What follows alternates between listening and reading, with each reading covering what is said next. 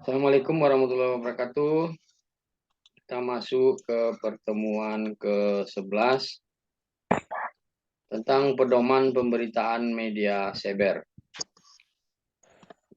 Jadi kalau dalam media online ini, itu ada namanya pedoman pemberitaan media cyber yang harus ditaati. Jadi ada pedomannya gitu, pedoman untuk media cyber ini. Pedoman itu ada dasarnya memang Undang-Undang 40 tahun 9. Itu tidak mengatur soal komunitas model baru praktik pemberitaan dalam media online. Karena waktu Undang-Undang 40 tahun 99 itu media online ini belum berkembang. Sementara undang-undangnya terbit. Jadi tidak ada satu pasal pun spesifik mengatur tentang media cyber, kecuali bunyi undang-undang itu media lainnya gitu. Jadi dasar kata-kata media lainnya itulah yang dijadikan dasar untuk dasar berpijaknya media cyber. Nah, jadi karena tidak ada spesifik, karena waktu itu cuma ada media cetak sama elektronik, maka dibuatlah pedoman pemberitaan media cyber ini oleh komunitas pers waktu itu. Bisa dipahami, waktu tahun 99 itu tidak ada media online kayak sekarang ini. Belum berkembang. Nah, kemudian aturan hukum soal internet yang dimiliki Indonesia itu cuma ada Undang-Undang ITE 9, kemudian dari diperbarui sekarang. Kemudian kemana perginya media cyber ini dalam lingkup media sebagai disebut Undang-Undang Pers? Nah, seperti itu. Maka diskusi yang hangat akhirnya awal Februari tahun 2012 Dewan Pers bersama sejumlah komunitas pers merilis pedoman pemberitaan media cyber. Jadi tahun berapa ini baru ada tahun 2012. Di tahun 2012 Dewan Pers bersama komunitas pers merilis pedoman pemberitaan media cyber. Ya, pedoman itulah yang jadi formulasi untuk kaidah-kaidah jurnalistik, kemudian agar mereduksi potensi kriminalisasi. Jadi biar tidak dikriminalisasi wartawan atau komentator di media online itu. Baratnya itu salah satu pelindung bagi jurnalis juga. Karena kalau tidak, ya berarti Undang-Undang ITE diterapkan. Jadi pedoman ini tentunya belum final, perlu dievaluasi. Kemudian terutama jika ada persoalan dengan forum komentar dan blog. Nah, jadi kalau ada komentar-komentar, karena ada juga sekarang media cyber memang sengaja mengisi dan memberi kolom komentar, dan komentar-komentar itu dianggap tidak tanggung jawab, bukan ranahnya Dewan Pers itu, termasuk blog-blog atau media sosial itu. Nah, kemudian berbagai itemnya. Jadi dalam pedoman pemberitaan media cyber itu ya kemudian adalah dasarnya, kemudian karakter tertentu, kemudian ada ruang lingkup. Nah, jadi ruang lingkup media cyber itu adalah segala bentuk media yang menggunakan wahana internet dan melaksanakan kegiatan jurnalistik serta memenuhi persyaratan undang-undang pers dan standar perusahaan pers yang ditetapkan oleh Dewan Pers. Jadi yang wajib mempedomaninya itu ya yang sudah persyaratannya lengkap, kemudian isi buatan penggunanya itu, user generated kontennya adalah segala isi yang dibuat atau dipublikasikan oleh pengguna media cyber, antara lain artikel, gambar, komentar, suara, video, dan berbagai bentuk unggahan yang melekat pada media cyber seperti blog, forum, komentar pembaca atau pemirsa, dan bentuk lainnya. Jadi tadi Bapak bilang kalau komentar itu bukan tanggung jawabnya atau bukan ranahnya Dewan Pers, tapi sekarang Dewan Pers yang ada komentar ya tetap disikapi. Nanti ada caranya jika ada orang yang protes tentang komentar-komentar yang ada di kolom komentar media cyber itu. Jadi bukan lepas tangan begitu saja, ada cara-caranya untuk menyelesaikan permasalahannya. Kemudian pedoman pemberitaan media cyber itu menyangkut verifikasi dan keberimbangan berita. Jadi tadi ruang lingkup, sekarang verifikasi dan keberimbangan beritanya. Jadi begini, pada prinsipnya setiap berita harus melalui verifikasi. Jadi berita yang dapat merugikan pihak lain memerlukan verifikasi pada berita yang sama untuk memenuhi prinsip akurasi dan keberimbangan. Jadi harus verifikasi. Kemudian yang harus dikonfirmasi dari kata kebenarannya atau tidak dapat diwawancarai. Media memberikan penjelasan kepada pembaca bahwa berita tersebut masih memerlukan verifikasi lebih lanjut dan diupayakan dalam waktu secepatnya. Jadi apabila ada sebuah berita yang perlu diverifikasi pada seseorang, umpamanya atau seseorang itu belum bisa diwawancara dalam media cyber itu memberikan penjelasan masih memerlukan verifikasi lebih lanjut dan diupayakan dalam waktu secepatnya. Nah, di penjelasan itu dibuat dalam air, di dalam kurung dan menggunakan huruf miring. Jadi kebanyakan berita media cyber yang sekarang terjadi mereka memang belum melengkapi konfirmasi, tapi mereka tidak membuat dalam kurung dan menggunakan huruf miring. Nah, jadi kalau ketentuan dan pedoman yang ada harus dalam kurung. Ini berita ini harus perlu diverifikasi karena yang bersangkutan belum bisa dikonfirmasi, dihubungi beberapa kali. Nah, harus dibuat itu dalam kurung di akhir berita itu. Nah, ada beberapa berita saya tengok memang tidak dilakukannya seperti itu. Jadi setelah membuat berita sesuai dengan butir C, media wajib meneruskan upaya verifikasi dan setelah verifikasi dapat, verifikasi dicantumkan pada berita pemutakhiran atau update dengan tautan pada berita yang sebelumnya. Jadi kalau ada umpamanya berita yang pertama kita buat belum diverifikasi sumbernya, tahu-tahu setelah itu berita itu sudah terbit, berita sudah terbit sekian agak lama sedikit, umpamanya agak berapa jam atau 1 hari, umpamanya verifikasi dari yang dimaksud didapat. Nah, setelah kita update beritanya, nanti kita harus masukkan tautan pada berita yang belum terverifikasi itu. Nah, jadi masukkan tautannya. Jadi begini, hasil verifikasi dicantumkan pada berita pemutahiran, berita update, dengan tautan pada berita yang belum terverifikasi. Jadi ditautkan juga berita yang belum terverifikasi itu di bawahnya. Nah, menautkan berita itu maksudnya seperti ini. Ada istilahnya menautkan berita gitu kan.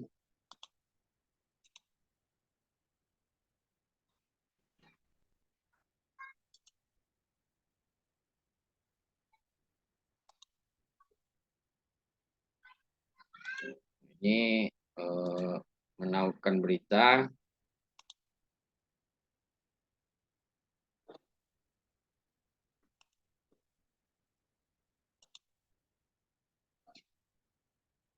Ada kelihatan?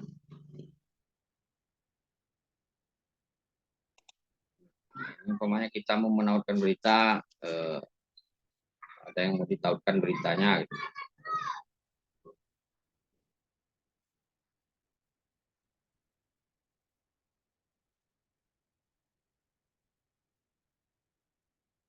Nah, ini umpamanya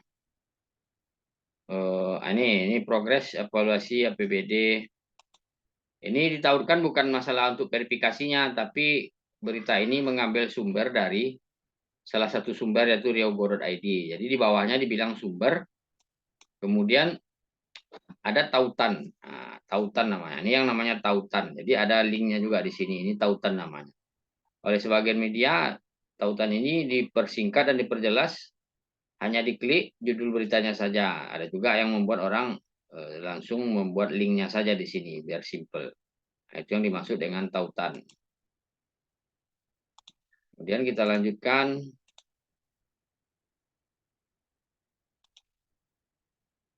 Untuk isi buatan penggunanya itu user generated kontennya, media cyber wajib mencantumkan syarat dan ketentuan mengenai isi buatan pengguna yang tidak bertentangan dengan undang-undang pers tentang pers. Jadi media cyber wajib penggunaan untuk melakukan registrasi keanggotaan dan melakukan proses login terlebih dahulu untuk dapat mempublikasikan semua bentuk isi buatan pengguna. Jadi kalau umpamanya ada komentar-komentar, bagian membuat website di media cyber itu dia wajib seseorang itu harus login dulu. Nah, login dulu maksudnya seperti ini.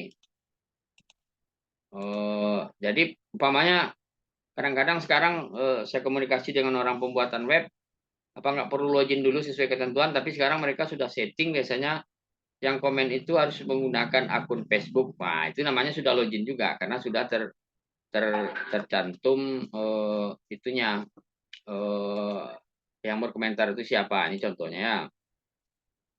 Contohnya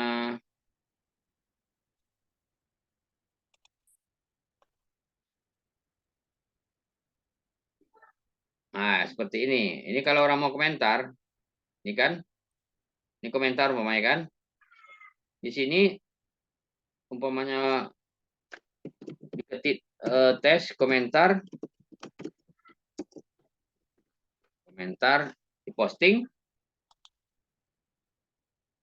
Nah, di sini sudah dikenali namanya Siberia.com. Ini kebetulan Facebooknya Siberia.com. Jadi kalau umpamanya yang berkomentar tidak punya Facebook, dia akan suruh login dulu. Nah, itu yang dimaksud dengan yang tadi. Nah, itu yang dimaksud kalau memang dalam registrasi perlu login dulu, itu maksudnya. Kalau ada komentar-komentar. Kemudian dalam registrasi tersebut, media cyber mewajibkan pengguna memberi persetujuan tertulis bahwa isi buatan pengguna yang dipublikasikan tidak membuat berita bohong, fitnah, sadis, dan cabul. Tidak memenuhi mengandung prasangka dan kebencian terkait dengan suku, agama, ras, dan antar golongan atau sara. Serta mewujudkan tindakan kekerasan. Tidak memuat isi diskriminatif atas dasar perbedaan jenis kelamin dan bahasa, serta tidak merendahkan martabat orang lemah, miskin, sakit, cacat jiwa, atau cacat jasmani. Jadi khusus untuk ini ada namanya tidak merendahkan martabat orang lemah, miskin, cacat, atau cacat jiwa atau jasmani ini sekarang sudah oleh Dewan Pers, sekarang dibuat peraturan Dewan Pers, itu diantaranya tentang pemberitaan, pedoman pemberitaan untuk disabilitas. Jadi orang-orang disabilitas itu umpamanya kita menulis beritanya harus sesuai ketentuan yang sudah ada. Umpamanya sini si pedoman terorisme.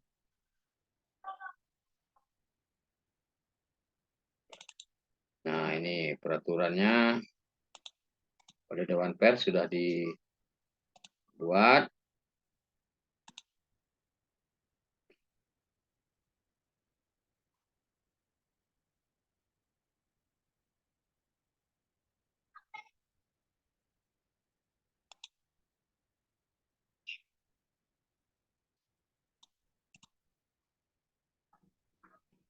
Ini dia. Ini lagi di-share dulu. Nah, ini ada pedoman peraturan Dewan Pers nomor 1 tahun 2021 tentang pedoman pemberitaan ramah disabilitas. Jadi tidak boleh sembarangan menulis tentang disabilitas. Disabilitas itu maksudnya ada orang-orang cacat itu. Tidak boleh kita tulis cacat gitu. Itu nanti kita kena.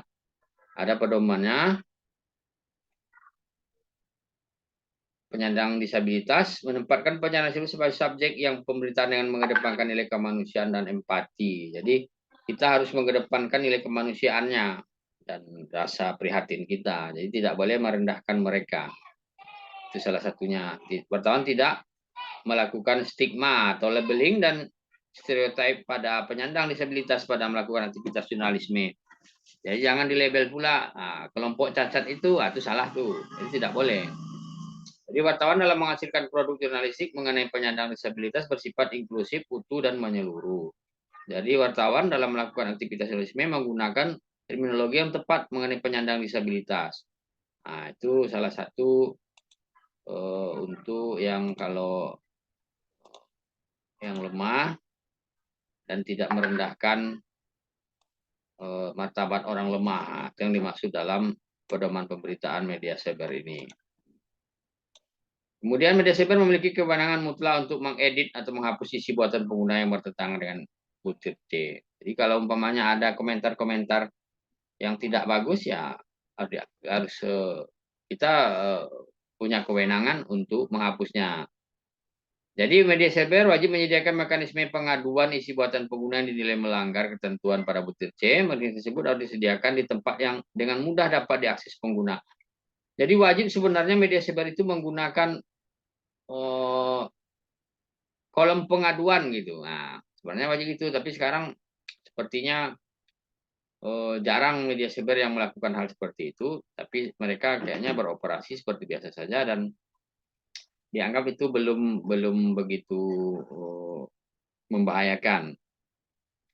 Jadi tempat yang mudah diakses itu umpamanya pas kita buka media cyber itu ya langsung di sana ada umpamanya kolam atau apa atau klik di sini jika menemukan komentar atau berita yang melanggar kode etik umpamanya diklik buat pengaduan, isi pengaduan Anda kirim dari Google Form banyak umpama nih contohnya seperti itu sebenarnya. Kemudian media cyber wajib menyunting atau menghapus dan melakukan tindakan koreksi setiap isi buatan pengguna yang dilaporkan dan melanggar ketentuan PTC sesegera mungkin secara proporsional selambat-lambatnya 2 kali 24 jam setelah pengaduan diterima. Jadi umpamanya ada yang mengadu tentang komentar-komentar yang ada di media cyber 2 kali 24 jam jika sudah diterima oleh pihak redaksi ya harus diedit, disunting atau dihapus. Atau boleh. Jadi media yang kemudian yang poin G-nya memenuhi ketentuan tidak dibebani tanggung jawab atas masalah ditimbulkan ketentuan. Jadi media cyber tidak bertanggung jawab terhadap isi komentar yang ada di kolom komentar tersebut. Nah, itu yang maksudnya tadi ya tidak tanggung jawab media cybernya karena yang komentar kan orang pribadi. Jadi yang bersangkutanlah yang akan bertanggung jawab. Jadi media cyber itu hanya bertanggung jawab atas isi buatan pengguna yang dilaporkan bila tidak mengambil tindakan koreksi setelah batas waktu sebagaimana tersebut butir F. Jadi umpamanya sudah 2 kali 24 jam sudah diterima pengaduan itu enggak juga dikoreksi, enggak juga diperbaiki, dibiarkan saja. Itu bisa-bisa saja. Jadi media cyber itu lagi yang akan bertanggung jawab. Di prosedurnya seperti itu. Kemudian menyangkut ralat koreksi dan hak jawab.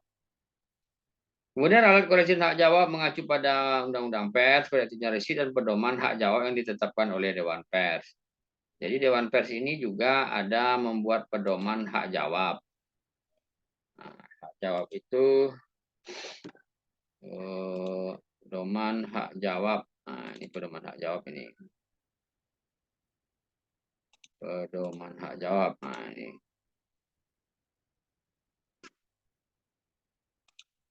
Ini terkait pedoman hak jawab.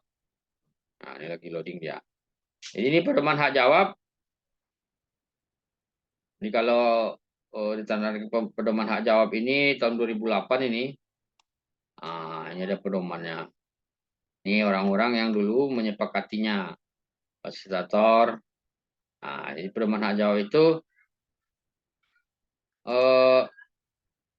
sekelompok orang, organisasi atau badan hukum atau menanggapi dan menyanggah pemberitaan atau karya jurnalistik yang melanggar kode etik, terutama kekeliruan dan ketidakakuratan fakta yang merugikan nama baiknya kepada pers yang mempublikasikan.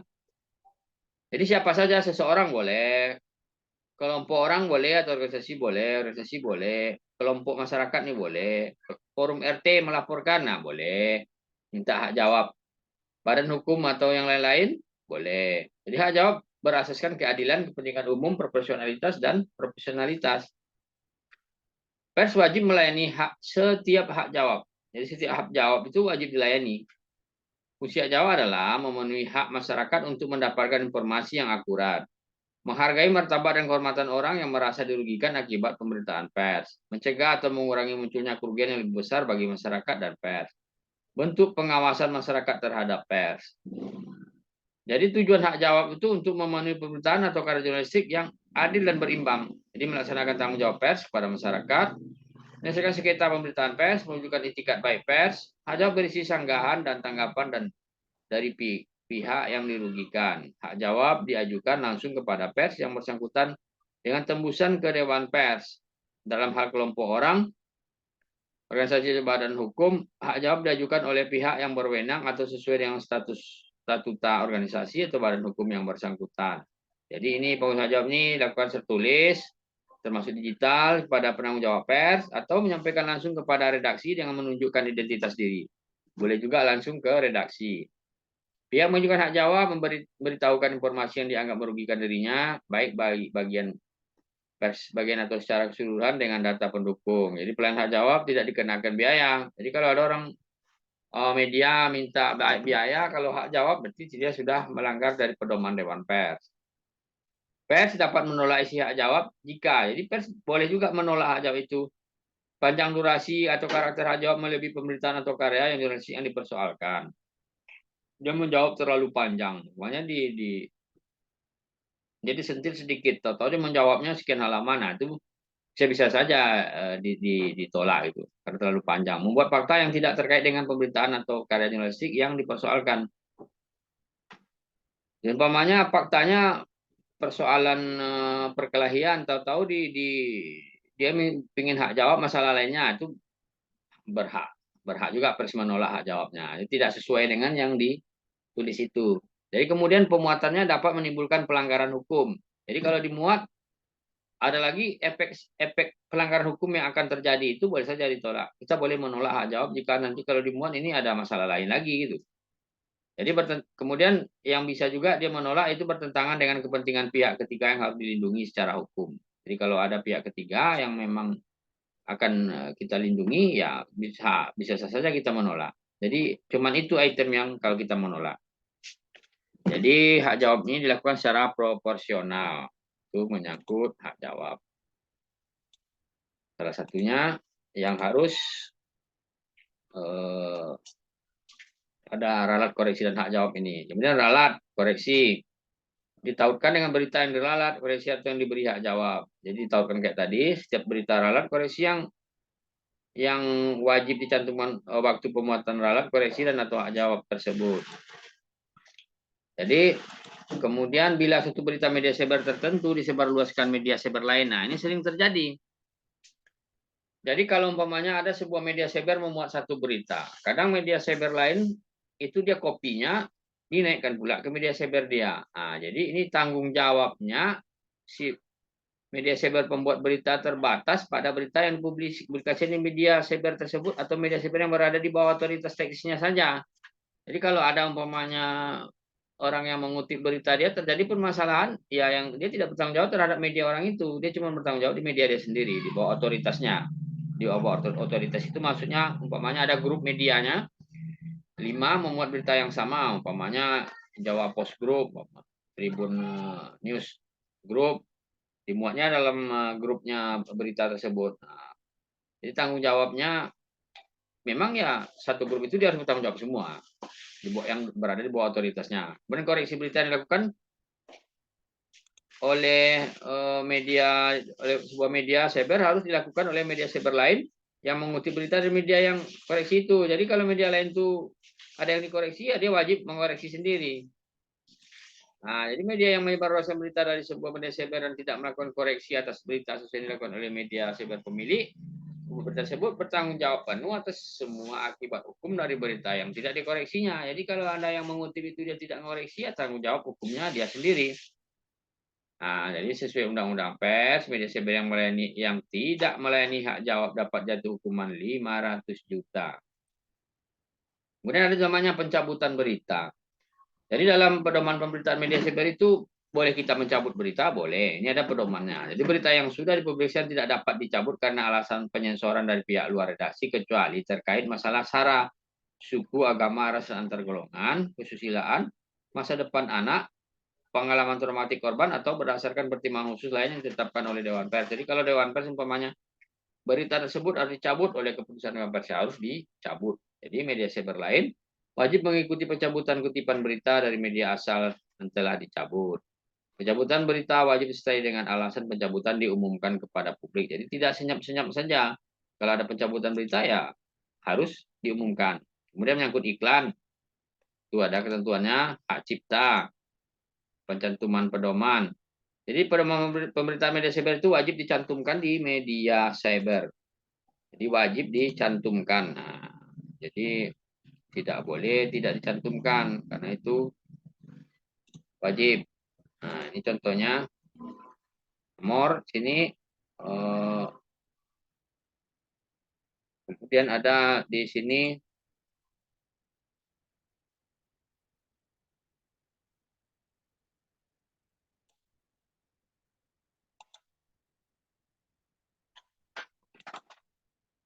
keluar. Jadi ada pedoman pemberitaan media cyber di sini.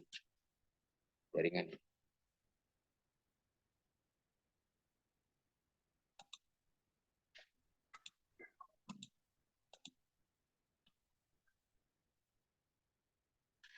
Oke, dia wajib dicantumkan.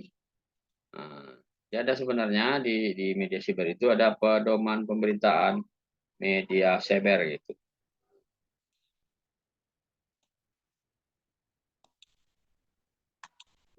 Jaringan kurang bagus dia. Sampai di sini ada yang mau ditanyakan?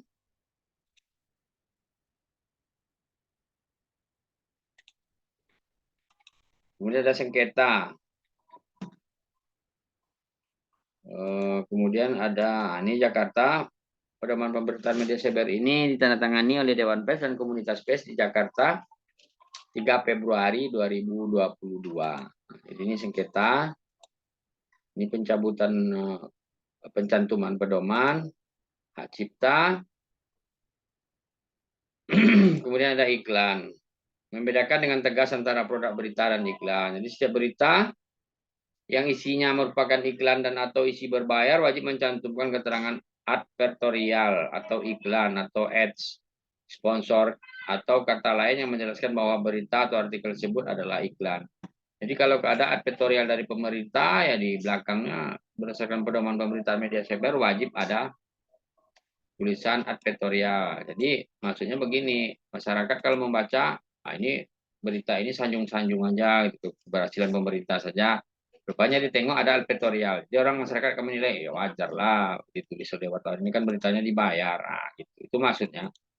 Jadi agar masyarakat tidak tertipu juga. Ada yang mau ditanyakan?